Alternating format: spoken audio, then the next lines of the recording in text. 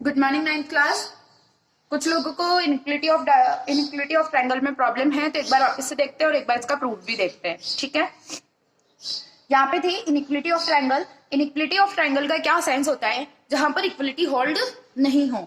जहां पर पहले हम पढ़ते थे तो हम पढ़ते थे कि दो ट्रायंगल इक्वल कब होंगे? जब उनके साइड्स इक्वल है, जब उनके एंगल्स इक्वल है, तो हम उन्हें क्या कहते थे? Equality of triangle. But inequality क्या होता है? जहां पे इक्वलिटी होल्ड नहीं हो, मतलब एक किसी से छोटा हो या दूसरे से बड़ा हो। मतलब किसी भी ट्राइंगल की साइड एक से या तो बड़ी हो या छोटी हो, तो उसे हम क्या कहते हैं? Inequality of triangle. कि जहां पर एंगल्स में इनइक्वलिटी हो, जहां पर मतलब कोई एक 30 डिग्री का तो एक 25 डिग्री का हो, एक 50 डिग्री का एक तो 30 डिग्री का हो, मतलब वो इक्वलिटी नहीं हो उनके अंदर, या तो एक बड़ा हो और या फिर एक छोटा हो, तो उसे हम क्या कहते हैं? Inequality of triangle. ओके, जिसमें साइड्स में और एंगल्स में डिफरेंस हो, इक्वल नहीं हो, उसे हम कहते हैं इनइक्वलिटी ऑफ ट्राइंगल। जैसे यहाँ पे साइड्स दो लाइंस बनाती हूँ, तो ये क्या है? This line is this side is longer than this side. Okay, या फिर जैसे एंगल बनाती हूँ तो this angle is larger than this angle. इस तरीके से हम बता सकते हैं कि दो ट्राइंगल कब अनइक्वल होते हैं? जब उनके साइड्स और एंगल्स क्या हो? अनइक्वल हो। ठीक है, फिर भी किसी को कुछ डाउट है इनइक्वलिटी में तो वापस से कंसल्ट कर लेना। देन उसके बाद है इसकी theorem. If two sides of triangle are unequal, किसी भी ट्राइंगल की दो साइड अनइक्वल हो, the angle opposite to the longer side is larger. जो एंगल होगा अपोजिट साइड में, किसके? लार्जर साइड की अपोजिट साइड में जो एंगल होगा वो क्या होगा? लार्जर होगा, मतलब बड़ा होगा। तो यहाँ पे हमारे पास ट्राइंगल है एबीसी। इसके कंस्ट्रक्शन से, इसके शॉप से हमें लग रहा है कि यहाँ पे ये इक्वल ट्राइंगल नहीं है, इसकी साइड्स इक्वल नहीं है। और सबसे बड़ी साइड यहाँ पे है एसी, तो एसी के बड़ा एंगल कौन सा होना चाहिए? Angle B. तो हमको गिवन क्या है? Given that A B is smaller than A C, means A C is greater than A B. ठीक है, दोनों स्टेटमेंट इसी बात से प्रूव होते हैं। ये हमको गिवन है कि लार्जर साइड होगी तो उसका अपोजिट एंगल भी लार्जर होगा, तो हमें ये चीज गिवन है कि A B is smaller than A C और A C is greater than A B. ठीक है, टू प्रूव क्या करना है आपको? देखो, टू प्रूव क्या करना है आपको? Angle A B C is greater than angle A C B, ये आपको प्रूव करना है। चलो इसको प्रूव करने के लिए आपको कुछ कंस्ट्रक्शन करना पड़ेगा। Let a point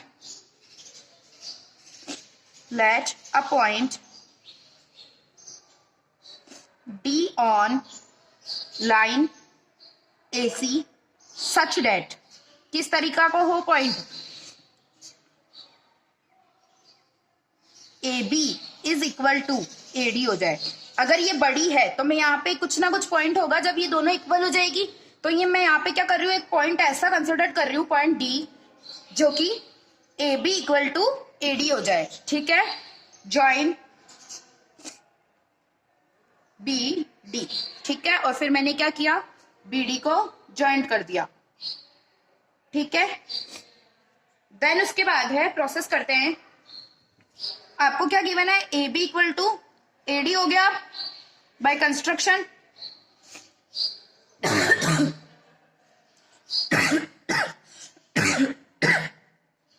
A B equal to AD। और अपन ने एक थ्योरम पढ़ी थी पिछले कुछ पार्ट्स में कि अगर दो साइड्स इक्वल हो तो उसके जो दोनों अपोजिट एंगल होते हैं वो भी इक्वल होते हैं। तो यहाँ पे हमारे पास अगर A B equal to AD है तो angle ABD is equal to angle ADB by the theorem that opposite angle of equal sides are also equal। ठीक है, इस थ्योरम से आपको थ्योरम लिखनी है ये। देन उसके बाद थी, लेकिन सोचो, ये ट्राइंगल देखो और एक ये ट्राइंगल, दो ट्राइंगल बन गए, तो इसमें क्या हो गया आपके पास? ये एंगल क्या है? Exterior angle. एक्सटीरियर एंगल की एक थ्योरम पढ़ी थी आपने, जैसे आपके पास ये एंगल हो यहाँ पे और इन एंगल का सम, दोनों इंटीरियर एंगल का सम, एडजेसेंट इंटीरियर एंगल का सम क्या होता था? एक्सटीरियर एंगल के इक्वल। तो मैं क्या कह सकती हूं? अगर triangle in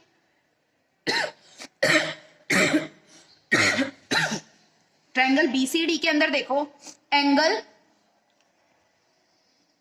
angle BDC, sorry angle BDA is exterior angle,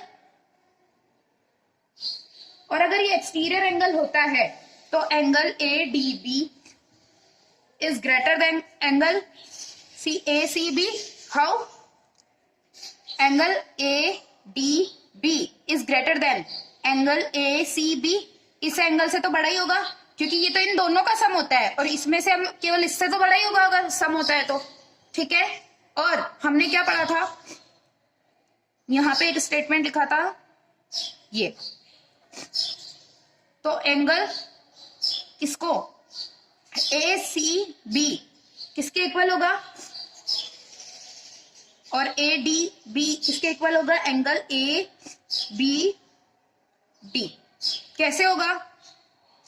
क्योंकि है ना, अगर हमने इन दोनों को इक्वल माना था तो ये इसके इक्वल है, ये इसके इक्वल है, तो मैं ये इससे बड़ा है तो इसको भी इससे बड़ा लिख सकती हूँ। वापस से रिपीट कर रही हूँ, A D B is greater than A C B, और ये दोनों इक्वल है और ये इससे बड़ा है तो इक्वल है, तो ये इससे भी बड़ा होगा, तो angle A B D is greater than angle A C B. तो अपन क्या कह सकते हैं इस प्रूफ से कि जो बड़ी साइड होती है उसका अपोजिट एंगल भी क्या बड़ा होता है, पर कब होता है, जब टू साइड से ट्रायंगल की वो अनइक्वल हो।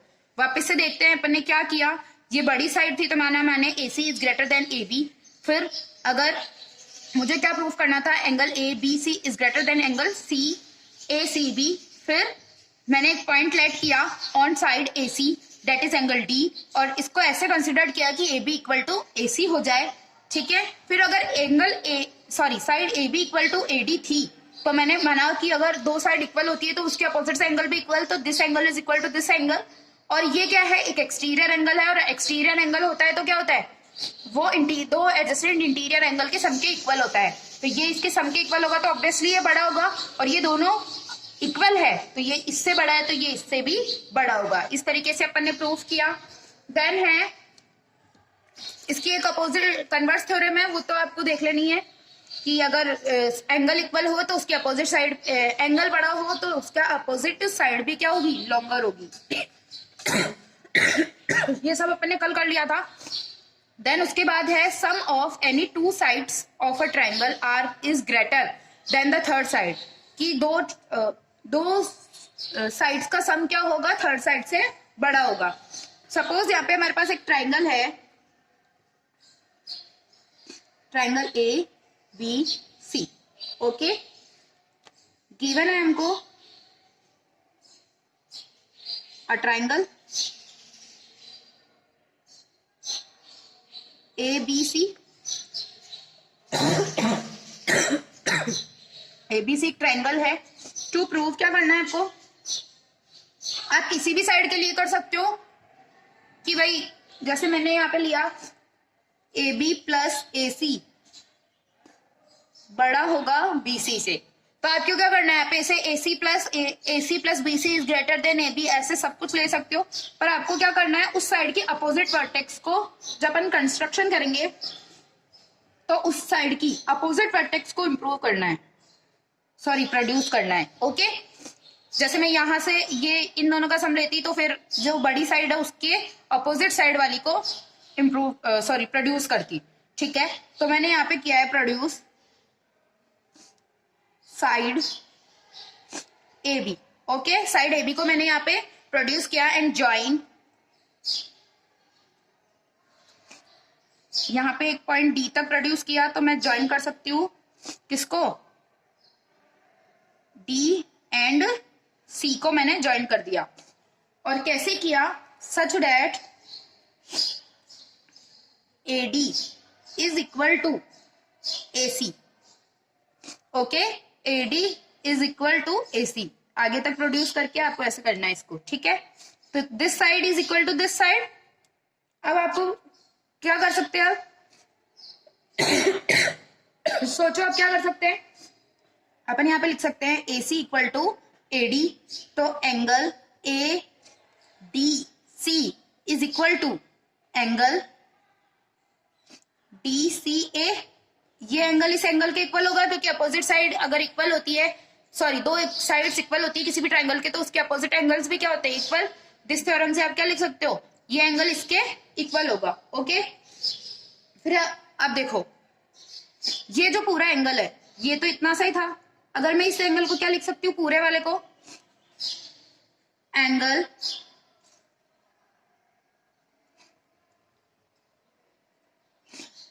BCA plus angle ACD is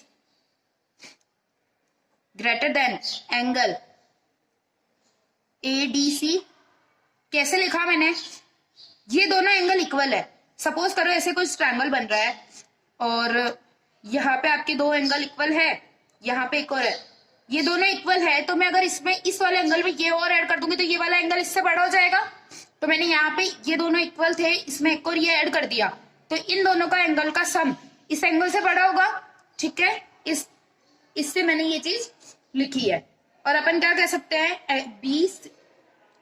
BCD is greater than angle ADC.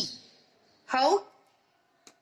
BCD is greater than, क्योंकि मैंने इसको कंबाइन करके लिख लिया, BCD is greater than angle ADC। इसको पूरा नाम दे दिया, पहले प्लस करके लिखा था और अब कंबाइन करके लिख दिया। ठीक है। अच्छा, अब ये स्टेटमेंट कैसे लिख सकती हूं मैं, ADC is equal to BDC, ये था हमारे पास ADC इक्वल टू BDC। कैसे, सॉरी एक सेकेंड, ADC को मैं BDC लिख सकती हूँ। कैसे लिख सकती हूँ, क्योंकि पहले मैंने यहां से यहां तक को नाम दे रखा था, तो मैं अगर इसका नाम चेंज करके इसको ये भी लिख सकती हूँ। ठीक है, तो मैं इस इक्वेशन से इसमें पुट कर सकती हूँ इसको, एंगल BCD लिख सकती हूँ, BCD is greater than angle BDC। Angle BCD is greater than angle BDC। Okay, ये तो हमारे पास हो गया प्रूफ। बस हमने कुछ भी नहीं किया है, बस इसके नाम चेंज करते जा रहे हैं। पहले ये इक्वल थे, फिर मैंने इसको इंक्रीज किया तो ये इससे बड़ा हो गया, फिर मैंने इसका पूरा नाम ले लिया तो पूरा नाम लिया तो ये इससे बड़ा हो गया। ठीक है, इस एंगल से ये वाला एंगल बड़ा आ गया। तो अब इससे हम क्या कह सकते हैं, अगर ये एंगल बड़ा है तो BD is greater then BC। BD is greater then BD बड़ी होगी किससे, BC से, क्योंकि BC का अपोजिट एंगल छोटा है और BD का एंगल अपोजिट एंगल बड़ा है, तो BD is greater then BC। ये लिख सकते हो आप। फिर लिख सकते हो BA plus AD is greater then BC। How, कैसे, BA plus AD is greater then BC, क्योंकि मैंने पहले भी क्या किया था, पहले आधा नाम था तो उसको पूरा कर दिया, यहाँ पे पूरा है तो मैंने उसको आधे आधे में टुकड़े में काट दिया। BD को मैंने लिख दिया BA प्लस AD, इस स्टेटमेंट को यहां से यहां पे लेके आने के लिए। फिर दिन उसके बाद लिख सकती हूँ AB plus AC is greater then BC। क्या किया मैंने, ये दोनों साइड इक्वल थी तो मैंने AD की जगह AC रख दिया, तो AC plus AB is greater then BC। ठीक है, इस तरीके से आप प्रूव कर सकते हो। मेरे वॉइस में और थोड़ी तबीयत खराब होने की वजह से किसी को कुछ प्रॉब्लम है, समझ नहीं आ रहा है, तो वापस से एक बार कांटेक्ट करके पूछ लेना। उसके बाद आपको करना है question example number 9 and exercise 7.4। फिर भी किसी को कुछ प्रॉब्लम है तो वापस से कंसल्ट कर लेना। क्वेश्चंस अगर नहीं आ रहे हैं तो व्हाट्सएप पे मैसेज करके आंसर्स पूछ लेना। ठीक है, फिर भी किसी को कुछ प्रॉब्लम है कांटेक्ट कर लेना।